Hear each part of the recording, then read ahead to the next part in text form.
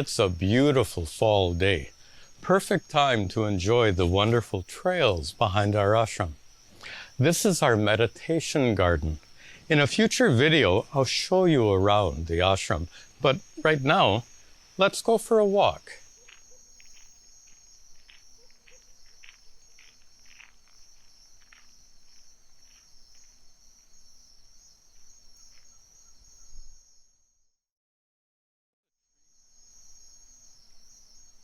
All the trees right here have been cleared because there's a pipeline buried in the ground. Each winter, just before it snows, the pipeline company cuts down all the vegetation here for safety and maintenance. Then in spring, it all grows back again. That's a bit like the cycle of life, death, and rebirth that all living beings undergo. And that happens to be the topic we'll be contemplating today as we walk. The trail begins right here.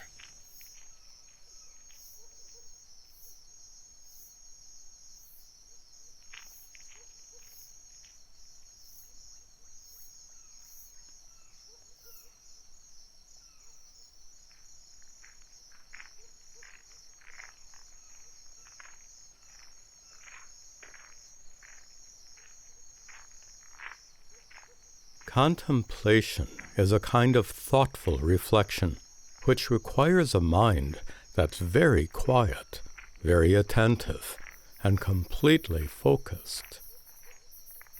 To prepare your mind for contemplation, it's really helpful to practice a suitable type of meditation first.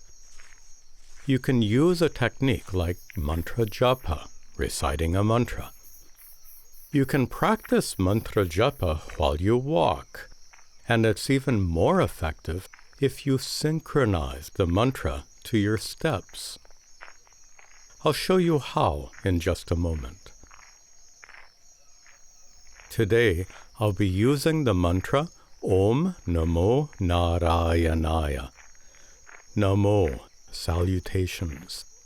Narayanaya, unto Narayana, unto Lord Vishnu. As I begin, notice how the mantra is synchronized to my steps. Om Namo Narayanaya. Om Namo Narayanaya. Om Namo Narayanaya. Om Namo Narayanaya. Om Namo Narayanaya. Om Namo Narayanaya. Om Namo Narayanaya. Om Namo Narayanaya. Om Namo Narayanaya. Om Namo Narayanaya. Om Namo Narayanaya. Om Namo Narayanaya. Om Namo Narayanaya. Om Namo Narayanaya. Om Namo Narayanaya. Om Namo Narayanaya. Om Namo Narayanaya. Om Namo Narayanaya. Om Namo Narayanaya.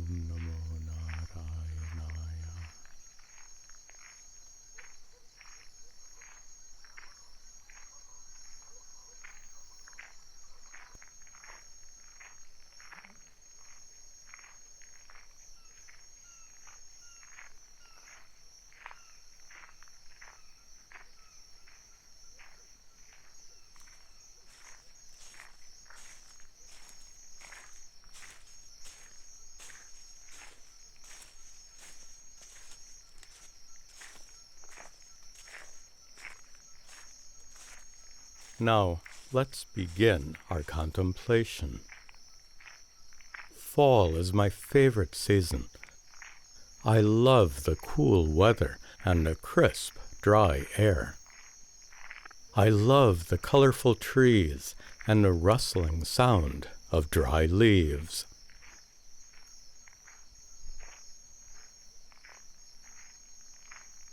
The 4 seasons are often used as a metaphor to describe the 4 seasons or stages of our lives. Here in New Jersey, each year begins with the bitter cold of January, when most trees are stripped of their leaves and nature seems to be in a state of hibernation. That wintertime hibernation represents the state after one dies and before getting reborn. It's a temporary state in which you remain in a formless, unmanifest condition, like a plant that remains unmanifest inside a seed before it sprouts.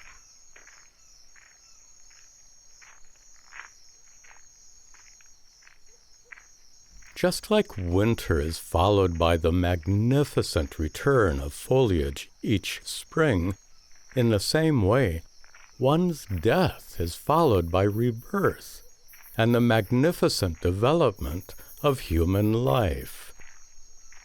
In spring, little sprouts quickly develop into many kinds of plants. In a similar way, a newborn baby quickly develops many kinds of abilities, learning to grasp, to crawl, to walk and talk. And just like the plants become mature in summer, so too an infant grows to become a child, a teenager, and finally an adult.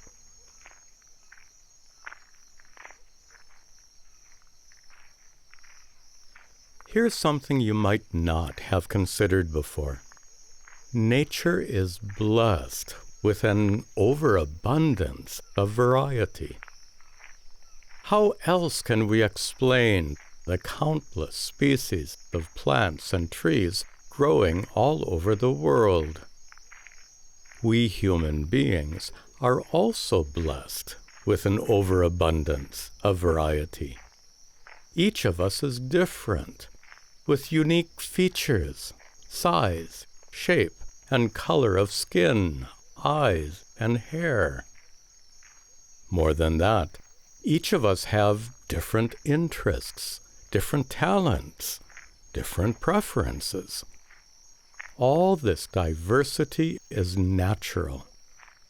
It's part of God's wonderful creation, and every natural thing in God's creation has its own beauty.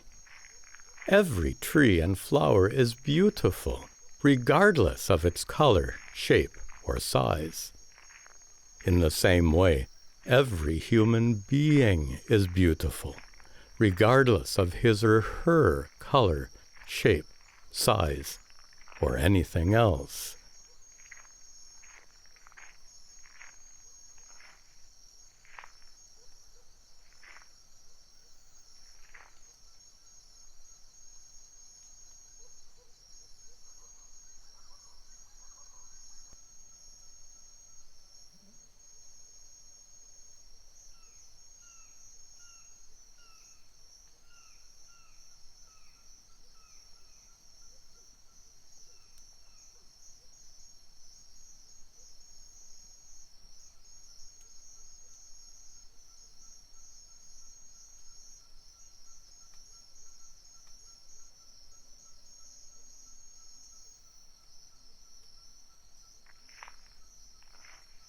And that brings us to fall, the last season of the year, which represents the last part of our lives. Just like fall is the most colorful and beautiful season of the year, the final decades of our lives can be likewise. The key to making these last years beautiful is to fully appreciate and assimilate the spiritual wisdom of the ancient rishis, wisdom that can help you gracefully accept all the problems associated with aging, physical decline, and death.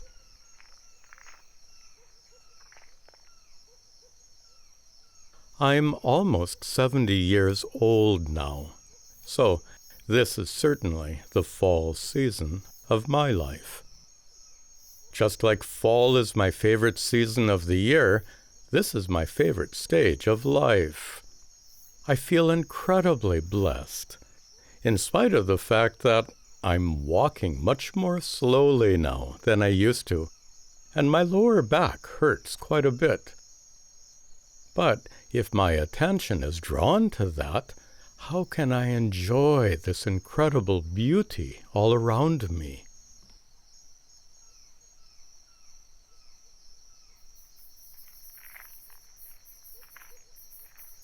As long as you have a body and mind, physical and emotional pain are inescapable. Unfortunately, as you grow older, physical pain usually increases. And as your loved ones grow older and die, you'll probably experience more emotional pain. Yet the fact is, your true, essential nature remains utterly unaffected by all that.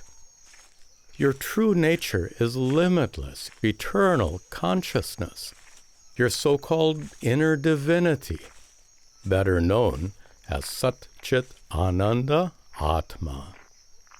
As such, you are completely untouched by any kind of physical or emotional pain. This truth has to be personally discovered. It's not a matter of belief or theoretical understanding.